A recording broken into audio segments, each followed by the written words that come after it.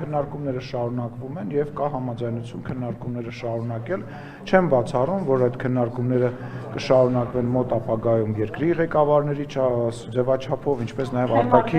արտաքին գործերի նախարարների ձևաչափով եւ դա լավ նորություն է եւ այն նորությունը չէ կոնկրետ նման բանի մասին ես տեղյակ չեմ եւ այո ենթադրում եմ եւ պետք է ասեմ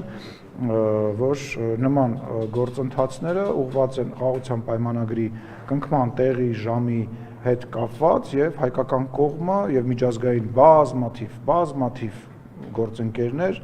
աշխատանքներ են տանում, որպեսզի իրականություն դարձնել խաղաղության պայմանագրի կնքումը։ Ինչ վերաբերում է քննադատություններին,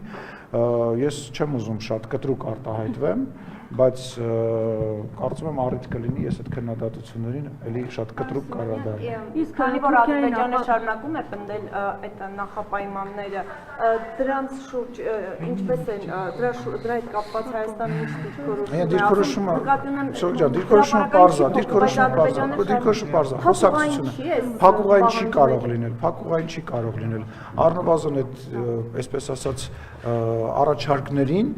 Հայաստանը ունի մի քանի տարբեր լուծումների առաջարկներ, որոնք որ ադրբեջանական կողմին ներկայացվել է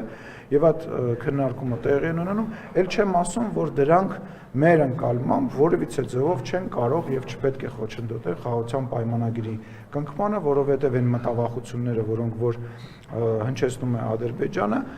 իրականության մեջ, իրավական դաշտի մեջ գոյություն չունեն։ Կրկնում եմ, գոյություն չունի իրավական դաշտում, հայկական իրավական դաշտում նման խնդիր, որը որ այսօր հնչեցնում է Ադրբեջանը, բայց քննարկումները շարունակվելու են, մենք այդ ուղղությամբ ենք շարունակելու։